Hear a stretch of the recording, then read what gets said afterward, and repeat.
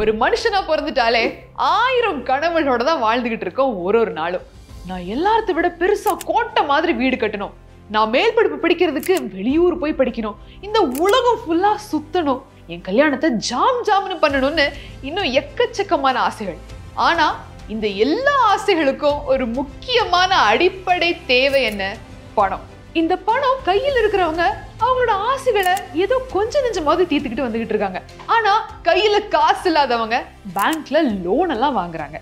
ஆனா இந்த இடத்துல பேங்க்குக்கு போய் லோன் வாங்கணும்னு போய் நிக்கிறப்போ உங்களோட தேவைக்கு தகுந்த லோன் எதை வாங்குறது? இல்ல என் பொண்ணுக்கு கல்யாணம் வச்சிருக்கேன், அதுக்கு எந்த லோன் வாங்குறது? அதுக்கு பர்சனல் லோன் கரெக்டா இருக்குமா, இல்ல வேற ஏதாவது லோன் வாங்கணுமா இருக்குமா அப்படின்னு எக்கச்சக்கமான கேள்விகள் இருக்கா இல்லையா?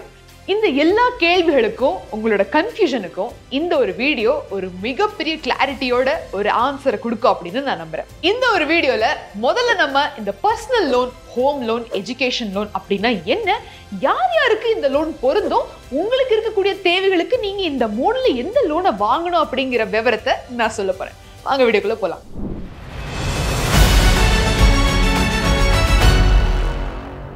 ஸோ லோன் அப்படின்னு வந்துருச்சுனாலே எல்லாரும் ப்ரிஃபர் பண்ணக்கூடிய அந்த முக்கியமான 3 லோன் எதுன்னு பார்த்தீங்கன்னா personal loan, home loan, education loan. இந்த 3 லோனுக்கும் இருக்கக்கூடிய கீ டிஃபரன்ஸ் என்ன? எப்பேற்பட்ட சிச்சுவேஷன்ல நான் இந்த 3 லோனை எது அவைல் பண்ணணும் கேள்வி வருதுல்ல, அதுக்கு தான் இந்த டிஃபரன்ஸை நம்ம புரிஞ்சுக்கணும். என்ன டிஃபரன்ஸ்னா பாருங்க, personal loan, education loan, home loan. So இந்த டிஃபரன்ஸ் அப்படின்னு வந்துருச்சுனாலே நம்ம முக்கியமா பார்க்க வேண்டிய சில ஃபேக்டர்ஸ் இருக்கு. அதுல முதல்ல வரக்கூடியது பர்பஸ்.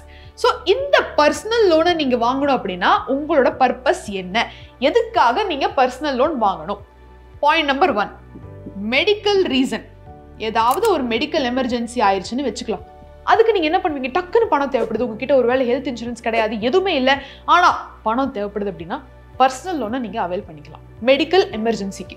அதுக்கு அடுத்ததா வீட்டில் ஒரு விசேஷம் வருதுப்பா, வெட்டிங்னு வச்சுக்கலாம்.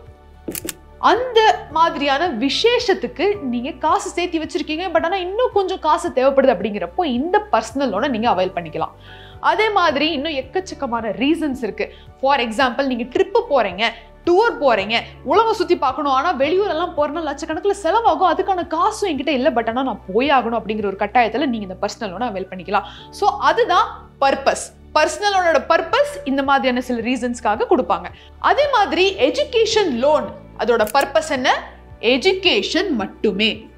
மற்ற எதுக்காகவும் இந்த ஒரு லோனை நீங்க அவைல் பண்ணிக்க முடியாது. ஆனா அது கூட லிவிங் எக்ஸ்பென்சஸ் அப்படிங்கிற ஒரு விஷயத்தையும் இந்த எஜுகேஷன் லோன் வந்து கவர் பண்ணுது. எப்படின்னா என்னடா அந்த லிவிங் எக்ஸ்பென்சஸ்? ஒருவேளை நீங்க ஹையர் எஜுகேஷனை வந்து வெளியூர்ல போய் பண்ணணும் அப்படின்னு நினைக்கிறீங்கன்னு வச்சுக்கலாம். அப்போ வெளியூர்ல போய் நீங்க படிப்பு செலவு, டியூஷன் ஃபீஸ், அதுக்கப்புறம் இந்த லிவிங் எக்ஸ்பென்ஸ்னு சொல்லுவாங்க, அது எல்லாமே அந்த காலேஜே கால்குலேட் பண்ணி அந்த கொட்டேஷன் ரெடி பண்ணி கொடுக்குறப்போ அதை நீங்க பேங்க்ல சப்மிட் பண்ணீங்கன்னா உங்களோட டியூஷன் ஃபீ பிளஸ் அந்த கண்ட்ரில நீங்க வாழக்கூடிய அந்த லிவிங் எக்ஸ்பென்ஸையும் படிப்பு முடியற வரைக்கும் இந்த ஒரு எஜுகேஷன் லோன் கவர் பண்ணுது. ஓகேங்களா? ஸோ இதுதான் எஜுகேஷன் லோனோட பர்பஸ். இதுக்கு மட்டுமே, வேற எதுக்கும் உங்களால செலவு பண்ண முடியாது. ஒரு மெடிக்கல் எமர்ஜென்சி இல்லை டூர் போனா எஜுகேஷன் லோன் வாங்க முடியாது. கரெக்டா? அடுத்தது ஹோம் லோன். ஹோம் லோன்னாலே பேர்லயே இருக்கிற மாதிரி நீங்க எந்த விதமான இல்லத்தின் அமைப்புகளுக்காக நீங்க வந்து இந்த லோனை அவைல் பண்ணிக்கலாம். இது கன்ஸ்ட்ரக்ஷன் ஆகட்டும், அதே மாதிரி வீடு ஏதாவது ரெனோவேட் பண்றீங்க அப்படின்னா அதுக்கு பயன்படும். அதே மாதிரி நீங்க ப்ராப்பர்ட்டி வாங்குறீங்க, இது எல்லாத்துக்குமே வந்து ஹோம் லோனை நீங்க வாங்கிக்கலாம். ஒருவேளை நீங்க ப்ராப்பர்ட்டி வாங்கணுமா இருந்தாலும் சரி, இல்ல அந்த ப்ராப்பர்ட்டியில வீடு கட்டணுமா இருந்தாலும் சரி, இல்ல ப்ராப்பர்ட்டியில இருக்கக்கூடிய வீட்டை வந்து நீங்க ரெனோவேட் பண்ணணுமா இருந்தாலும் சரி, இந்த எல்லாத்துக்கும் செலவு அப்படின்னு வர்றப்போ பணம் பத்தலைன்னா நீங்க ஹோம் லோனை அவைல் பண்ணிக்க முடியும். அடுத்தது ஒரு முக்கியமான டிஃபரன்ஸ் என்ன பார்க்கணும் அப்படின்னா கொலாட்ரல். சரிப்பா, நான் பேங்க்குக்கு போய் நிக்கிறேன், ஆனா கொலாட்ரல் கேட்கறாங்கயா அப்படின்னா எல்லா லோனுக்கும் கொலாட்ரல் கேட்க மாட்டாங்க. ஏன்னா பர்சனல் லோன் கொலாட்ரல் ஃப்ரீங்க. இப்போ பர்சனல் லோன்ல கொலாட்ரல் கிடையாது, செக்யூரிட்டி கிடையாது. ஆனா இந்த எஜுகேஷன் லோன்ல கொலாட்ரல் இருக்குது. என்னப்பா சொல்ற அப்படின்னு தானே யோசிக்கிறீங்க? இருக்கு. ஏன்னா எஜுகேஷன் லோன் வாங்குறப்போ அதோட அமௌண்ட்டை பொறுத்து கொலாட்ரல் வைக்கிறாங்க, ஆனா மேக்சிமம் வைக்கிறாங்க. எப்படின்னா வெளியூர் போய் படிக்கணும் அப்படின்னு ஆசைப்பட்டீங்கன்னா உங்களுக்கு 80 லட்சத்துல இருந்து 1 கோடிக்கு கம்மியாலாம் செலவு ஆகவே ஆகாது, அதுக்கு மேலதான் ஆகும். அப்படி இருக்கிறப்போ நீங்க லோன் அவைல் பண்ணுவீங்க. ஆனா அத்தனை அமௌண்ட்டுக்கு கொலாட்ரல் இல்லாம அவங்க கண்டிப்பா லோன் கொடுக்க மாட்டாங்க. உங்களோட ஆஸ் அ ஸ்டூடெண்டா இருந்து நீங்க வந்து ஐதர் பேரண்ட் அப்படி இல்லைன்னா கார்டியனோட சைனை வாங்கிட்டு கொலாட்ரல் எடுத்துக்கிட்டு தான் அவங்க விடுவாங்க. ஓகேங்களா? ஸோ கண்டிப்பா எஜுகேஷன் லோனுக்கு கொலாட்ரல் உண்டு. அதே மாதிரி ஹோம் லோன் அப்படின்னு வந்துருச்சுன்னா கொலாட்ரல் கண்டிப்பா உண்டு. எப்படின்னு பாத்தீங்கன்னா ஹோம் லோன்ல ஒரு ப்ராப்பர்ட்டி இருக்கு அப்படின்னு வச்சுக்கலாம். அந்த ப்ராப்பர்ட்டில நீங்க வீடு கட்ட ஆசைப்படுறீங்கன்னா ஐதர் நீங்க அந்த ப்ராப்பர்ட்டியை வந்து நீங்க கொலாட்ரலா வச்சு நீங்க லோன் வாங்கலாம். அப்படி இல்லைன்னா உங்ககிட்ட வேற ஒரு ப்ராப்பர்ட்டி இருக்கு, அந்த ப்ராப்பர்ட்டியை வச்சு கூட நீங்க வந்து ஹோம் லோன் வாங்கலாம். அதுதான் ஹோம் லோனுக்கு நீங்க கொடுக்க வேண்டிய கொலாட்ரல். அடுத்த ஒரு முக்கியமான போர்ஷன் எதுன்னு பாத்தீங்கன்னா இன்ட்ரெஸ்ட். இந்த வட்டி தான் எல்லாரும் லோன் எடுக்கிறதுக்கு முன்னாடி முக்கியமா பார்க்க வேண்டிய ஒரு விஷயம். அப்படி பார்க்குறப்போ பர்சனல் லோனோட பர் ஆனம் இன்ட்ரெஸ்ட் எவ்வளோ வருது தெரியுமா? 11% 24%. எப்படி 11 to 24% வந்து பர்சனல் லோனோட இன்ட்ரெஸ்ட் இருக்குன்னா பார்த்துக்கோங்க. எங்கேயாவது ஒரு இடத்துல ஆப்பு வச்சு தான் ஆகணும், அந்த மாதிரி வச்சிருக்காங்க.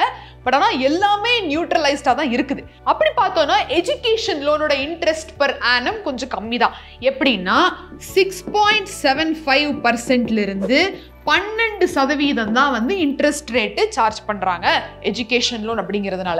அதே ஹோம் லோன்ல பாத்தீங்கன்னா இருக்கிறதுலே கம்மியான இன்ட்ரெஸ்ட் ரேட் ஹோம் லோனுக்கு தான் இருக்கு. எப்படின்னா 8% 11% மட்டும்தான் இன்ட்ரெஸ்ட் ரேட் சார்ஜ் பண்றாங்க ஹோம் லோன்ல. ஸோ அதுக்கு தான் எந்தெந்த லோனை நீங்க எதுக்காக வாங்கணும் அப்படின்னு தெரிஞ்சுக்கிறது ரொம்ப அவசியம். நீங்க வேற ஏதோ பண்றதுக்காக ஏதோ லோனை எடுத்து அதுக்காக இன்ட்ரெஸ்ட் ஜாஸ்தி கட்டிக்கிட்டு ரொம்ப நாள் கட்டிக்கிட்டு எதுக்கு அந்த சிக்கல்? இதெல்லாமே கிளியரா தெரிஞ்சுக்கங்க, உங்களோட பர்பஸ் என்னன்னு புரிஞ்சுக்கங்க, அதுக்கப்புறம் லோனை அவைல் பண்ணிக்கங்க. அப்படி பாக்குறப்போ இன்னொரு முக்கியமான விஷயத்த நம்ம பார்த்தே ஆகணும். என்னன்னா இந்த லோன் எல்லாம் இருக்கே, இதுல எல்லாம் எவ்வளவு பணம் கொடுப்பாங்க பார்க்கலாம். பர்சனல் லோன் அப்படின்னு வந்துருச்சுன்னா உங்களுக்கு 25 லட்சம் ரூபாய் மட்டும் பணம் கொடுப்பாங்க. அதுதான் மேக்சிமம். 25 லட்சம் ரூபாய் மட்டும் நீங்க பர்சனல் லோன் அவைல் பண்ணிக்கலாம். Depending upon your credit score, salary, நீங்க எப்படி செல்ஃப் எம்ப்ளாயர் இருந்தாலும் சரி, எவ்வளவு மாச சம்பளம் வருது அப்படிங்கிறது எல்லாத்தையும் பார்த்து 25 லட்சம் ரூபாய் மட்டும் லிமிட் இருக்குது பர்சனல் லோன்ல. அதே மாதிரி எஜுகேஷன் லோன் அப்படின்னு வந்துருச்சுன்னா அது டிபெண்ட்ஸ் ஆன் த கோர்ஸ்னு வச்சுக்கலாமே, இல்லை கோர்ஸ் இல்லை டென்யூர்னு வச்சுக்கலாமே, அந்த கோர்ஸுக்கு பொறுத்து, இல்லை நீங்கள் அப்ராட் போய் படிக்கிறீங்க அப்படின்னா அதுக்கு எவ்வளோ செலவாகும் அப்படிங்கிறத பொறுத்து உங்களோட எல்லா குவாலிஃபிகேஷனையும் வச்சு லோன் அவைல் பண்ணுவாங்க. அதே மாதிரி ஹோம் லோனுக்கு வந்து ஒரு இன்ட்ரெஸ்டிங்கான டாபிக் இது. 90% ஆஃப் யுவர் ப்ராப்பர்ட்டி வேல்யூ வந்து லோன் அவைல் பண்றாங்க. உதாரணத்துக்கு உங்களோட ப்ராப்பர்ட்டியோட கவர்மெண்ட் வேல்யூ வந்து 1 கோடி ரூபாய் இருக்கு அப்படின்னு வச்சுக்கலாம். இப்போ ஹோம் லோன் எந்த அளவுக்கு கொடுப்பாங்க அப்படின்னா 90% of your property of the government value அப்படிங்கிறப்போ 90 லட்சம் ரூபாய் வரைக்கும் ஹோம் லோன் கிடைக்க வாய்ப்பு இருக்கு. ஓகேப்பா, இந்த எல்லா லோனும் கிடைச்சிருச்சு. ஆனா இதை நான் எத்தனை நாளுக்குள்ள திருப்பி கட்டணும்? அதுக்குன்னு ஒரு டைம் பீரியட் இருக்கும்ல, குறிப்பிட்டு அதுக்கும் லிமிடேஷன்ஸ் வச்சிருப்பாங்கல்ல, பார்க்கலாம். ரீபேமெண்ட் டென்யூர் பர்சனல் லோன் அப்படின்னு வந்துருச்சுன்னா குறைஞ்சபட்சம் இவங்களுக்கு தான் 1 வருஷத்திலிருந்து 5 வருஷத்துக்குள்ள நீங்க எவ்வளவு லோன் வாங்கினாலும் கட்டியே ஆகணும். அது உங்களோட லோன் அமௌண்ட்டை பொறுத்து. ஆனா மேக்சிமம் அந்த 25 லட்சம் ரூபாய் லோனை நீங்க வாங்கிட்டாலும் கூட 5 வருஷத்துல கட்டி முடிக்கணும்யா. அதுதான் பர்சனல் லோனோட ரீபேமெண்ட் டென்யூர். அதே எஜுகேஷன் லோன் அப்படின்னு வர்றப்போ உங்களுக்கு கோர்ஸ் முடிஞ்சு கையில ஜாப் கிடைக்கிறப்போ அந்த மாச சம்பளம் ஆரம்பிக்குது பாருங்க, அங்கிருந்து ரீபேமெண்ட் ஸ்டார்ட் ஆகும். So everything depends upon your கோர்ஸோட அந்த டியூரேஷன், அது மேல டிபெண்ட் ஆகும். அதே மாதிரி கையில ஜாப் எப்ப கிடைச்சு உங்களுக்கு வேலைக்கான சம்பளம் ஸ்டார்ட் ஆகுதோ அன்னையில இருந்து உங்களுக்கு ரீபேமெண்ட் ஸ்டார்ட் ஆகும். எஜுகேஷன் லோன் அப்படி ஒர்க் ஆகுது. அதே மாதிரி ஹோம் லோன் அப்படின்னு வந்துருச்சுன்னு வச்சுக்கோங்களேன், 10 இருந்து 30 வருஷம் மட்டும் நீங்க போட்டு தாக்கி கட்டலாம்னு வச்சுக்கோங்க. ஸோ 10 to 30 இயர்ஸ் டைம் கொடுக்குறாங்க ஹோம் லோனை வந்து நீங்க கிளியர் பண்றதுக்கு. இதெல்லாம் ஓகே. இந்த லோன் எல்லாத்துக்கும் அள்ளி அள்ளி தானா கையில கொடுத்துட மாட்டாங்க. அதுக்கு முக்கியமா ஒண்ணு தேவைப்படுது. என்ன தெரியுமா? எலிஜிபிலிட்டி. இது இல்லாம இந்த 3ல எதுவும் வாங்க முடியாது. ஸோ பேசிக்கலி எல்லா பேங்க்குமே இந்த முக்கியமான குவாலிஃபிகேஷன்ஸை எதிர்பார்க்குறாங்க.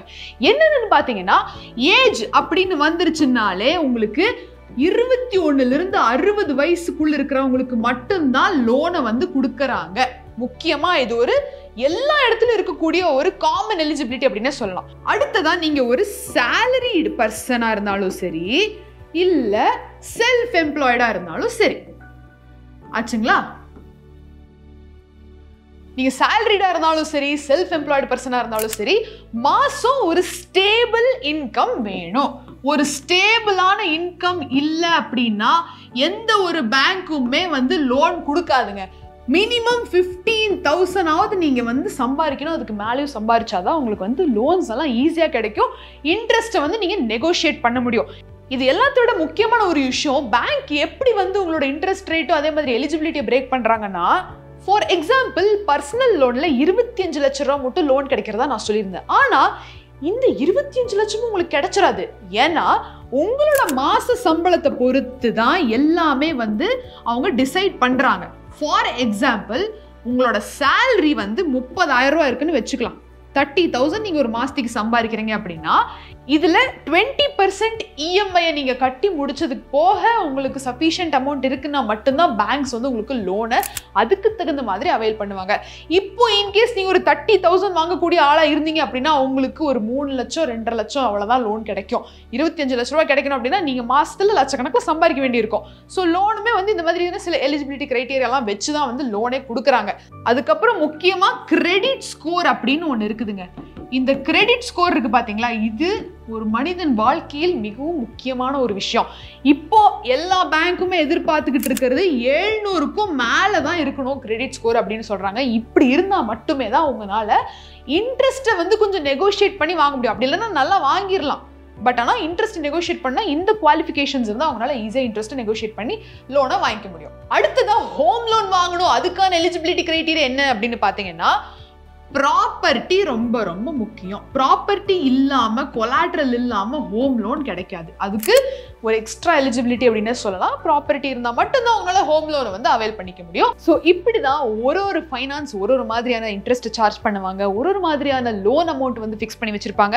அந்த நீங்க வாங்கக்கூடிய லோன் அமௌண்ட்டுக்கு தகுந்த மாதிரி அவங்க டென்யூர் ஃபிக்ஸ் பண்ணுவாங்க. ஸோ இன்னைக்கு இந்த வீடியோல இந்த பர்சனல் லோன் அப்படின்னா என்ன, எஜுகேஷன் லோன் அப்படின்னா என்ன, ஹோம் லோன்னா என்ன, யார் யாருக்கு இந்த லோன் செட் ஆகும், யார் யார் எந்தெந்த தேவைகளுக்கு இந்த 3 லோன்ல எதை சூஸ் பண்ணணும், எந்த மாதிரியான டென்யூர் பீரியட் கொடுக்குறாங்க, எந்த மாதிரியான இன்ட்ரெஸ்ட் சார்ஜ் பண்றாங்க, எந்த மாதிரியான ரீபேமெண்ட் ஆப்ஷன் கொடுக்குறாங்க, யாருக்கு எது செட் ஆகும் அப்படிங்கிற முழு விவரத்தை இந்த ஒரு வீடியோ மூலமா நீங்க தெரிஞ்சுக்கிட்டு இருந்திருப்பீங்க அப்படின்னு நம்புறேன். ஸோ இந்த மாதிரி இன்னும் ஃபைனான்ஷியல் டிப்ஸ் அண்ட் ஐடியாஸ்க்கு நம்ம ஃப்ரீடம் தமிழ் மணி சேனலை சப்ஸ்கிரைப் பண்ணாதவங்க முதல்ல சப்ஸ்கிரைப் பண்ணிக்கோங்க.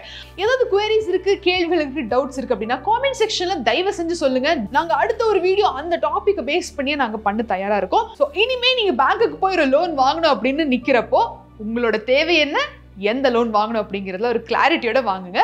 ஸோ மீண்டும் ஒரு சுவாரஸ்யமான பகுதியில் நான் உங்களை சந்திக்கிறேன். Until then, it's Meghala Kannan signing off. நன்றி, வணக்கம்.